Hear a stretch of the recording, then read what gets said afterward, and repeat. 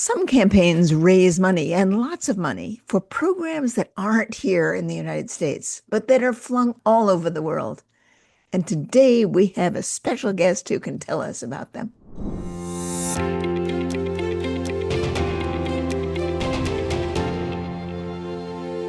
Welcome to the wonderful woman that I have a privilege to be with on Wednesday afternoon calls, Sister Marilyn Lacey, who is the founder and executive director of Mercy Without Borders. Welcome.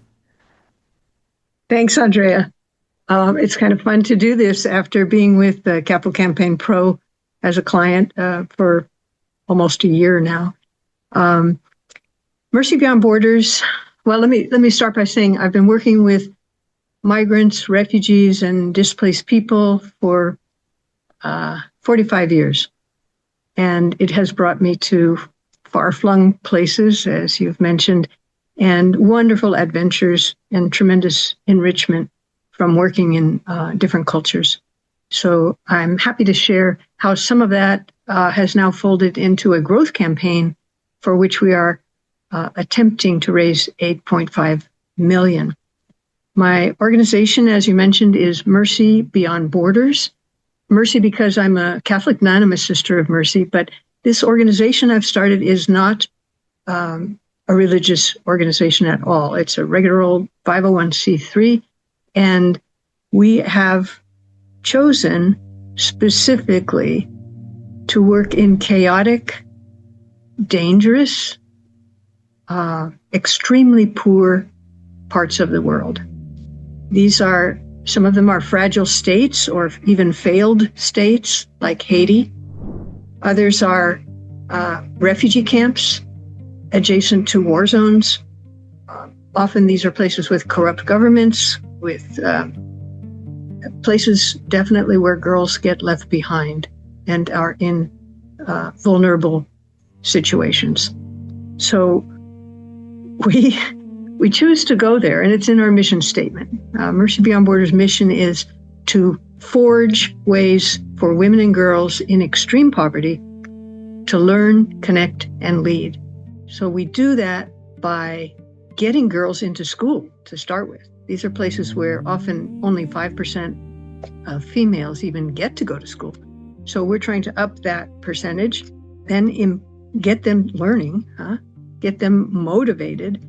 We have in one school, we don't own any schools, but we get girls into school, and then we improve the environment for them there and motivate them to do their best. Over 100 of these are girls who've been trafficked, forced into early marriages, and have escaped. So we're also working with trafficking survivors. They're definitely not equal to the men and boys in the various cultures where we work. So we're ultimately aiming to improve their conditions. So I started this nonprofit 18 years ago, and that's really how long it takes to get a young girl from preschool through university. Mm-hmm. And we now have 138 that have made that complete trip, and hundreds and hundreds and hundreds following up behind them in primary school, secondary school, and in university. So because we know our model works, we have proof now by looking at our alumni. We thought this would be an excellent time to have a growth campaign and expand what we're doing, reach more girls, benefit them more, create more of a base ultimately for these alumni to work in advocacy that will better the conditions in their homelands. And we have no brain drain. That's the amazing thing.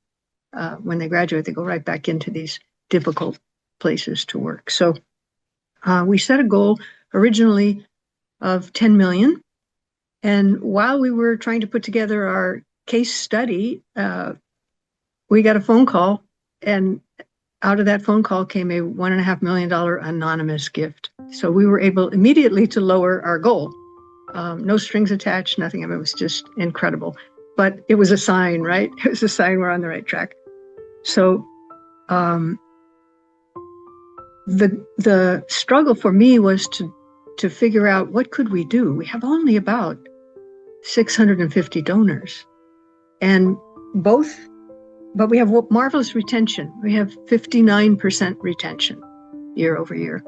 So they're loyal, they're engaged, But most of them are poor, like me. I mean, our median gift is $100. If you were to put the most generous gift on top and then every other gift down to $10, the one in the middle would be 100. So the median gift is 100 and the mode is 100. The most gifts that we get are $100. So we're dealing with a lot of regular folk, right? But we have a few outliers. We have a few millionaires. So it's kind of, bipolar, if you wish. Just so you know how that shapes our outreach and our fundraising. Yes. Sister Marilyn, let me stop you for just a second. Well, I would love to have 3 hours and ask you if you just woke up one morning and decided that this was going to be what you were going to do in the forest. Well, the other reason I decided this was the time is because I'm going to be 78 tomorrow. Not tomorrow, next month. So we're looking at an ED transition in a couple of years. And so I thought, well, this is the time to make my swan song here. I was not born and did not enter the convent in order to be a fundraiser, but I'm finding that it is easy to do. We just inspire people to give. We don't ask them. So anyway, what were you going to say? Yes, well, I really have so many questions for you, but let's start with this question of 650 donors. That you have built this organization from square one. How have your donors come to you? Have you led that charge? How have you gone about getting donors? Well, yeah, by chance, a memoir that I had written about my 2 decades of working in stateside with refugees, welcoming and resettling them. That memoir got published the year after I started. And so I started having schools and book clubs and churches say, oh, this is an interesting book. It's full of amazing stories. Come and tell us about your life and what you're doing. So it provided a sort of ramp to get to know people and get in front of people that I never otherwise would have. So I chased around the country and gave a lot of presentations and got good at PowerPoints, and that gave us a little base. A lot of people would sign up for my e-news. I write a monthly e-news in which I always do something, kind of a clever opening paragraph, and I could share some samples later, but and then one story of one of the young women or girls that we're working with. And the stories are so compelling, honestly. These people live such difficult lives and are so resilient and so determined to get an education, and that we have a lot of readers of that newsletter, probably 1,000. And many of them become donors, or they become a donor for a while and then they drop off because they lost a job or they moved away or their husband died or whatever. So it's kind of fluid, but in terms of annual donors that we can kind of count on, it's between 600 and 700. So it's very small. So then I had to convince my board that, I'm an absurd optimist. Yeah, sure. Why can't we raise 10 million? They're like, okay, what can I say? Our board chair said to me, well, Marilyn, nobody ever says no to you, so let's go for it. Yes. So I've actually used that line sometimes when I'm approaching a donor who's hesitant, and I say, well, our board chair has seen that nobody ever says no to me, so certainly you don't want to be the first. What might happen? I mean, I don't know. So we are now less than a year into the quiet phase. We began last August with a goal of 8.5 million. And our first gift was a $3 million pledge from one of these. Now that was on top of the anonymous $1.5 million gift. Right, but we don't need to raise 10 anymore. Right, so now we only need to raise 8.5. So that pledge brought it down to, okay, we got to do 5.5. So I'm encouraged. And what can I say about that? We are. Let me interrupt you for a second, because it's so interesting how you think, right? If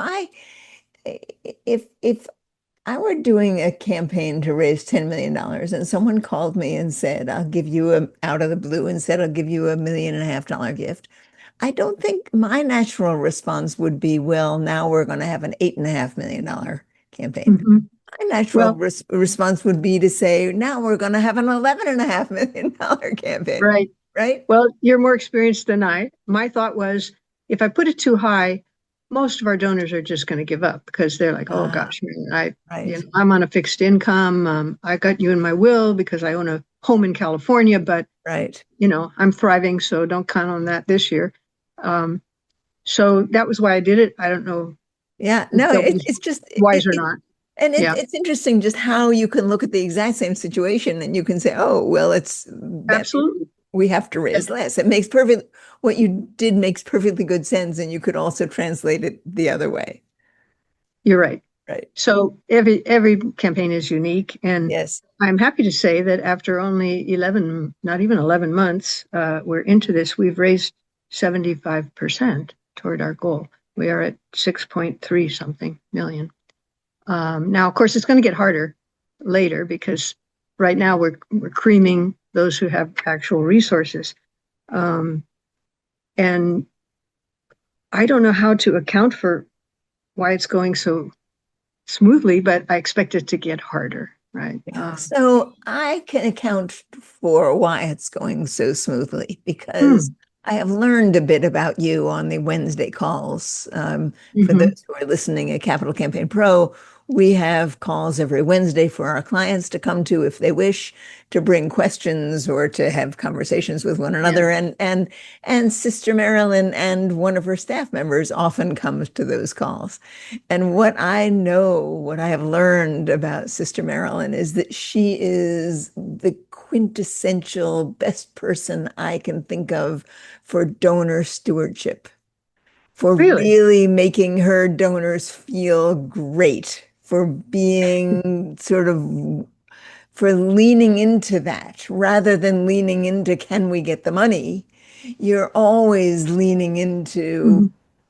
right, who is this donor? What will they want to Mm-hmm. do? How can we how what will inspire them? I mean, you are always on that side. You're always giving credit to other people.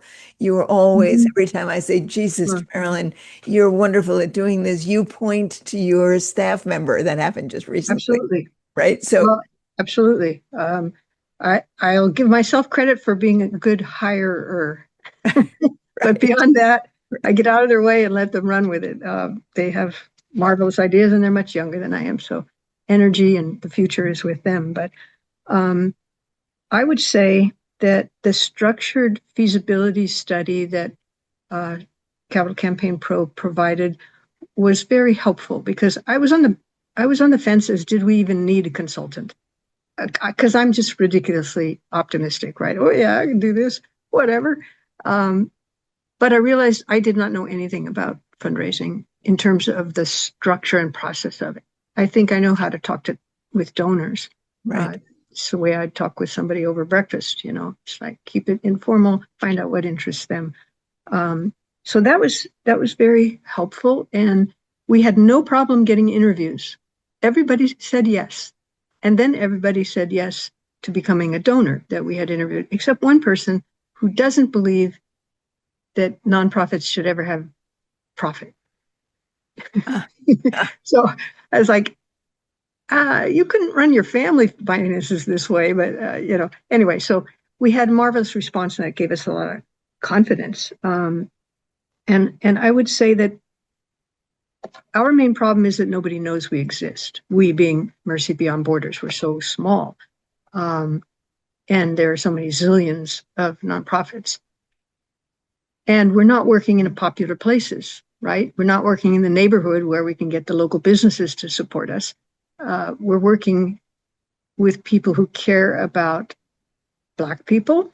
We're working in Haiti. We're working in East Africa.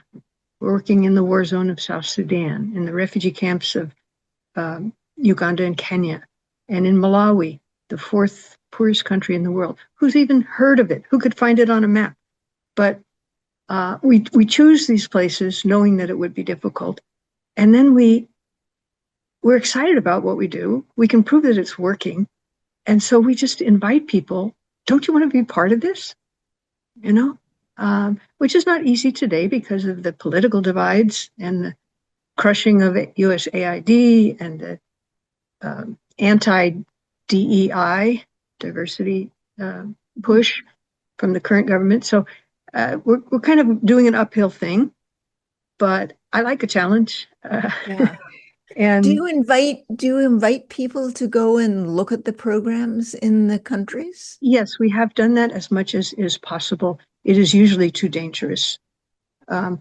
Even in Uganda and the refugee camps, which are basically supposed to be safe havens for the Sudanese refugees, we've had to cancel volunteer trips twice this year for various reasons, the latest being Ebola. So it's not easy where we work, but the reward is just so great in terms of the resilience of the women and the ability for them to have their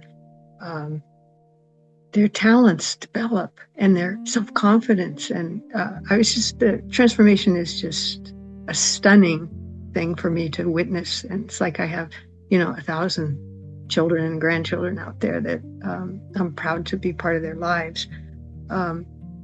In terms of what works, I think, to support, besides the capital campaign helpfulness, the toolkit. They have a lot of templates that you don't have to reinvent the wheel.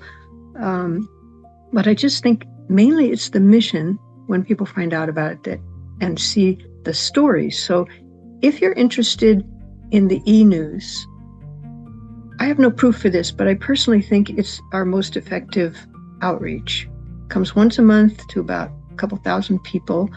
And if you go to our website, mercybeyondborders.org, and go to the latest, the tab at the top that says the latest, and you can go down and you can find the past 12 months of those e-news.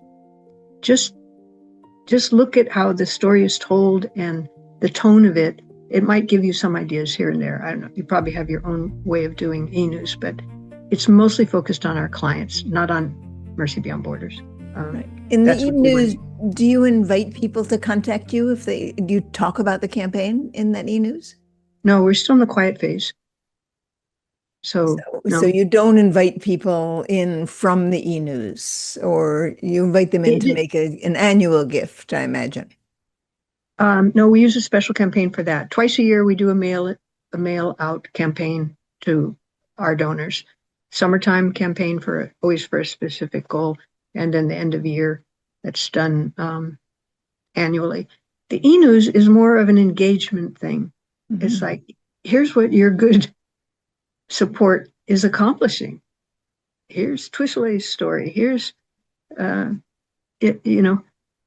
here's the background. Here's the transformation. Here's the impact that you're making possible. And it doesn't usually ask for money. It just says, wow, you're amazing. Look what you're doing. And there's so many ways, to do it. Right. So, and the other clue, I guess, is exude joy and confidence. Never come out of oh my God, we're going under. We really need your donation. I mean, who wants to join a sinking ship, And I know that a lot of nonprofits are in this boat because they had government money. It's all being ravaged. So I think it's just my personality, but I think optimism and invitation rather than presenting. I never present organizational need. I try not to slip into it once in a while, but the need is in the clients. It's in these bereft places. Before this capital campaign, did you do a lot of individual fundraising, a lot of talking to people and asking for large gifts? I did a lot of talking about Mercy Beyond Borders. I would tell stories, but large gifts, no. I know we don't have time because we're at like 20 minutes already, but the $3 million gift came from a donor whose first gift was $125. 20 years ago. But before Mercy Beyond Borders existed, when I was doing refugee resettlement work. But over the years, we'd get together for coffee like maybe once a year. We weren't really friends. And one day I decided, we're going to do this campaign. I need major donors, right? So I went to visit her because I knew she was best friends with a really major donor. I knew she was wealthy, but she was best friends with and vacationed with another couple that were very wealthy. So I went over and asked her if she would introduce me to that other couple. And of course, she wanted to know why. I told her what we're doing, blah, blah, blah. And the next week, she had me speak at her book club. And as she was walking me out to the car afterward, she put her arm around me and said, "We don't want you to be worried about money, Marilyn." And I said, "Well, I do. I have payroll, you know." And she said, "Well, we've decided to give you $1 million." Now, I didn't ask for it. And stupid me, because this was the first time I had ever been in a situation like that. I said, "Wow, thank you. What about the other couple?" And she said, "Oh, they're going to chip in $100,000. So in 5 minutes, I got 1.1 million. And I thought, wow, this is not so hard. Right.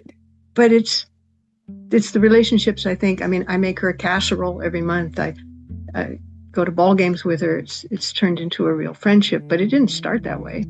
Right. It started with something I could have paid, $125. So I think don't really ask for money. Just invite people. Just say, we're doing this great thing. I want you to be part of it. What would it take? If they're hesitating, I say, what would it take to get you interested in this? Or are you simply someone who doesn't want to invest in girls' education in really poor places, who might have been trafficked into a marriage at age 10 and is now happily in primary school with a guard with an AK-47 at the gate of the school so that no one can get her back. Wow. So I think I'm lucky to have a really powerful message. Yes. I think.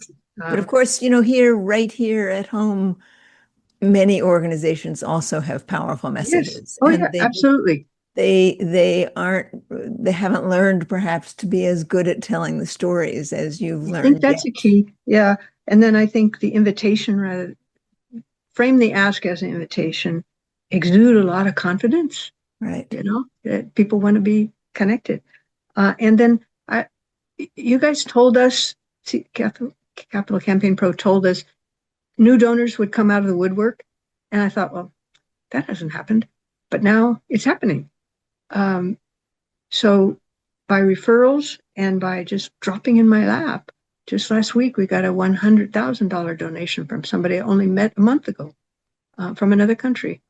So people pass into your life and out of your life.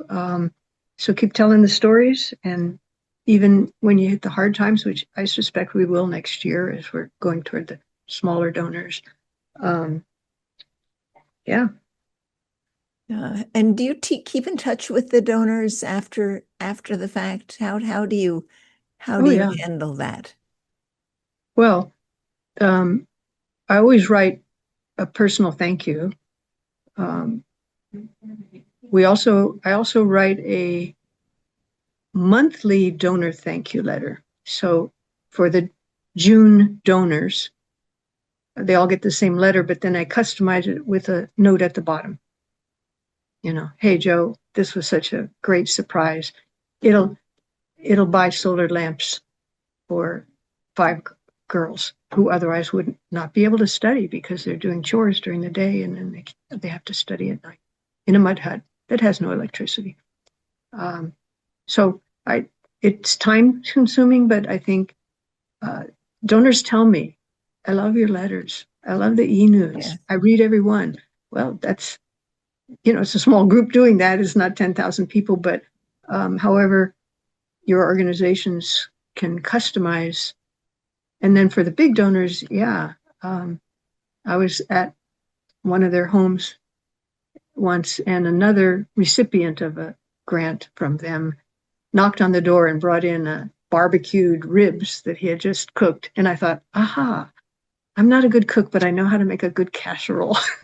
So every now and then, because they're elderly, they're in their 90s, bring that over. And anyway, it's been surprisingly fun, actually. And I don't spend my whole time doing it. I'm running organization in 5 countries, so probably a third of my time, maybe a quarter.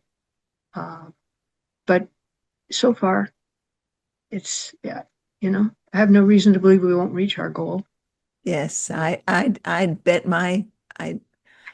I'd bet my wad on that. Is that what one bets? I don't know, but I would certainly bet on your success, and I will bet on donors continuing to come out of the woodwork and surprise you. Right? Well, thank you. And if any of your listeners go to our website and have ideas of how we can improve it,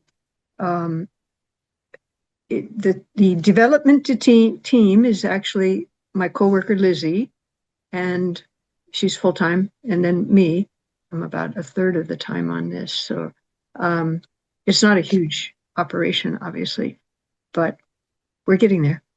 Yes. So someone can get on your mailing list. Someone can look at Oh, your absolutely. monthly e-newsletter. Someone If can you reach go, out to you or to Lizzie and say, "Hey, here's someone who absolutely. might be interested." Absolutely. And Yes. mercybeyondborders.org, if you go to the main page and scroll to the bottom, you can sign up for my monthly e-news just to find out what's happening to girls around the world in places very unlike our own. Yes. Yes. So, Well, thank you. Sister Marilyn, I so appreciate your taking time to talk to me today. It's always inspiring to hear what you're doing and how, with what sort of humility and Humor. you do it, and humor you do Yeah. it. Really, it's you don't seem to bring to the table what many people do, which is this anxiety about. You don't. I'm sure you're under a lot of anxiety to have money. You need to pay, as you say, you need to pay your salaries, but somehow you don't bring that into your donor work. I have never been an anxious person. My mother worried a lot. And so I told her once, I said, you have worried enough about your 5 kids, all of whom turned out okay, that the next few generations, we don't have to worry at all. I love that. She could have taught advanced fretting at the university level. She was just always worried. She said, parenting, it's a sentence with no parole. Right. Anyway, yes. She was very funny, and I'm very blessed. And Capital Campaign Pro has really guided us in the structure, and the weekly things are helpful and fun when I'm able to hop onto them. Well, we've been so happy to have you as a client, and for anyone listening, I really encourage you to go to the Mercy Beyond Borders website and sign up, just to look and see how they tell their stories and how they make these really incredibly difficult situations seem so appealing to donors. So they can improve. The girls are so motivated. Yes. Like, wow, so it is exciting to be part of it. And you can just pray for us. You can donate to us. You can tell your rich uncle about us. That's what I tell people. Yeah. Thank you. All right. Thanks so much, Sister Marilyn. Anytime. Bye.